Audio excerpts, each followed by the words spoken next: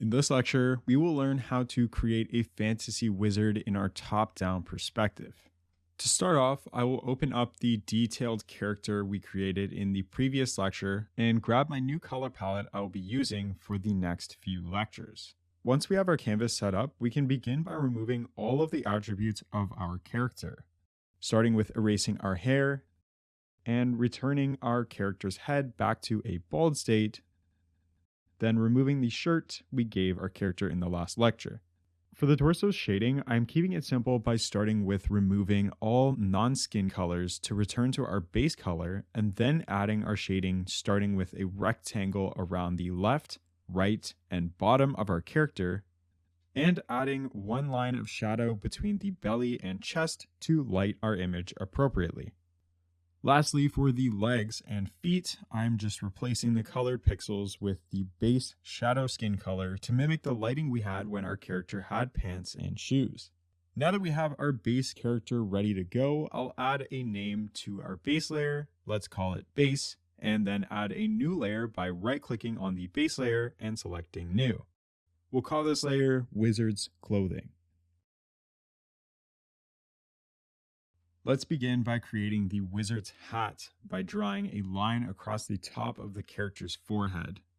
Then adding a shorter line above and a longer line below the baseline to create a pointed rim for our hat. Now we can create a triangular shape for the top of the hat and have the hat sway to one side by adding a couple pixels to the right and having a diagonal pixel showing the hat is drooping down towards the ground from gravity. I found our canvas slightly small for our character's design, so select Sprite at the top left of your screen, then go to Canvas Size, and I'll extend this canvas 4 pixels from the bottom to add some height to our hat. Now, just slightly adding a couple pixels of height to our hat, we can finish off the base design by outlining all the way around our hat sprite. Next up is creating the wizard's robe. For this, all I'm really doing is just outlining the shape of the body and shoulders in blue, adding a few staircase pixels to the bottom left and the bottom right of the robe, right above the feet. I'm doing this to show our robe is long and flowy and not stuck pasted onto our character like a skin-tight suit. Finally, I will replace the feet color with a light and dark yellow for adding some shoes.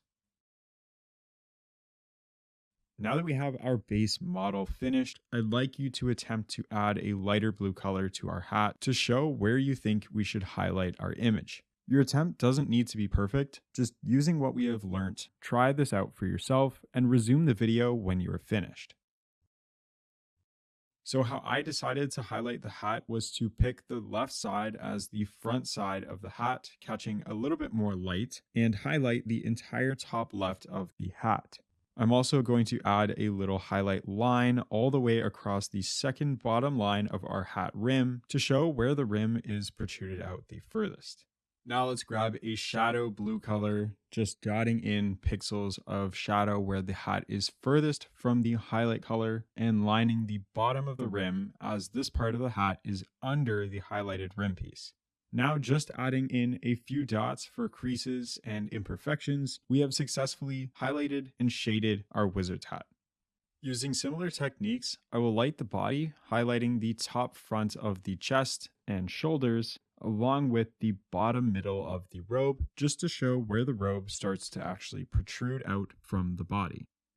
Now let's see if you can add some shading to this robe where you find the light would be the least prominent. So just like the hat, we want to find the crevices and creases furthest away from the highlighted portions of our clothing, shading around the outsides of the clothing and around the shoulders, just slightly tweaking the lighting on the chest to elongate our highlights. Now, to give this drawing more personality, we can add some white pixels scattered across the robe for polka dots and create a gray line with a white pixel and a simple black outline for a wizard's wand. I decided the green eyes were a little too bright as I wanted to keep the focus on the character's robe and hat, so I'm going to swap over to a nice red color. Finally, we can add some gray hair to our character with a nice long beard, giving some shading around the eyebrows, the bottom edge of the beard, and where the facial hair actually meets the front of the face. We can add some simple highlighting to the inside of the beard along the front and siding, a few pixels across the center of the eyebrows to finish off this character. When you are happy and finished with your character, make sure to enter File, Save As, and save this new drawing out under whatever name you'd like. Hopefully you could experiment with some new colors and concepts, but for my wizard, I decided to create a fire mage. The easiest way to recolor an image is by selecting the paint bucket tool or pressing G and making sure that contiguous at the top left of your canvas is checked off. This will replace every color in your selected layer with the new color you have picked. I gave my character bright yellow eyes to draw a little bit more attention to the face on this character, and then repainted the clothing in red, lightening up the wand and darkening the color of his skin tone to give more contrast to the eyes for this wizard. And just like that, we have successfully created 2 wizard characters and have set ourselves up to create more fantasy sprites for future lectures with this new base layer. I hope you have learned something new watching this lecture, and I'll see you in the next one. In this lecture, we will learn how to create a knight character in a top-down perspective. Let's begin by opening up our top-down base character from the wizard creation lecture we just finished and removing the wizard clothing layer. Once we have our color palette figured out, our canvas set up, and our layers ready to go, I'll start by grabbing a mid-gray color I can use as the base color for our steel armor and create a square around the character's entire head, leaving just the eyes for now and rounding off the helmet at the bottom corners. I'm leaving a straight edge to the top of the helmet as I want it to feel rigid and sturdy rather than a smoothed off ball-like hat. Now I'll swap over to a base red color for a feather and add a couple pixels staircasing across the top left of the helmet. Next, let's grab a darker color we can use to shade our helmet and line the left and right side of our helmet. Then skipping one line from the top, we can draw a line across to separate the front of the helmet while still allowing some light to reflect off of the top of the head. Let's now add a shaded box around where our eyes are to show where our helmet caves in for the sight, and introduce our darkest shading color to shade the character's eye holes and darken around the corners of the helmet. For our torso, I like to start by grabbing the lighter shading gray for shading the neck and drawing a square box around our character's chest and stomach with rectangles protruding from the main chest plate for some boxed shoulder pads. This is all being done in the base color, so make sure that the neck is a darker shade than the chest plate. The last colors we need for our base is a brown for our belt, shoes, and the gloves of this character. Also, if you'd like, you can add in a yellow color for the belt buckle, just 2 pixels across the center of our belt. Just adding in the base colors to our existing image, we can also just add 1 pixel height to the top corners of the knight's hands and getting rid of the bottom inner pixels to fill out the proper form for the gloves to shape around the wide shoulder pads. Adjusting your base drawing is always helpful when trying to create uniquely proportioned characters. Once again, we have our full base of our character sorted out. So I would like you to pause the video and attempt to shade the torso. Resume the video when you're happy with your results and ready for my process before we get into highlighting the image. For the knight's torso, we can shade the bottom lining connecting to the belt and an L-shaped pattern on both sides of the shoulders, adding in the darkest shade color on the furthest corner pixels as well as on the outer edge of the neck. This once again is creating the illusion of having our light slowly dissipate from the most exposed parts of our drawing.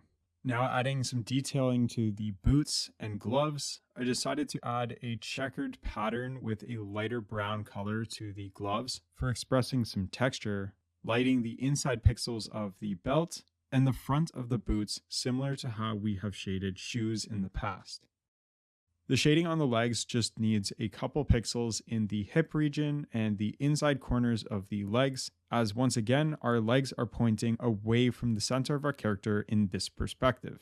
We are almost finished. I want you to once again pause the video and attempt to highlight our knight's helmet. Just remember to try and light where the helmet would reflect light drastically and see what you can come up with before I show my example.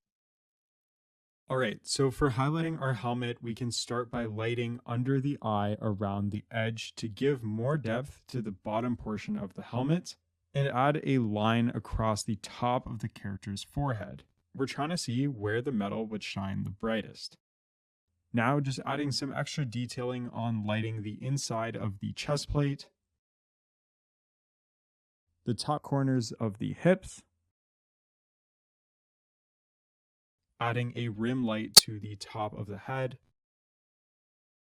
and extending our lighting on the forehead, we can end off by grabbing a lighter red color to highlight the feather from the top right as a lighting reference point. This was a challenging lecture, but I hope you learned a skill or two on creating armor. We ended up using 4 colors in our highlighting of the actual metal, and this is mainly just due to having a lot more of a reflective surface on the metal compared to a skin color or a clothing fabric, for example. Just like in the last lecture, I am pretty much just recoloring my knight with some new colors to reference some sort of element. For this character, I'll be designing a frost knight having blue armor, a purple feather to complement the cold color scheme, and silver leather to brighten up our sprite. I hope you have learned something from this lecture, and I will see you in the next lecture.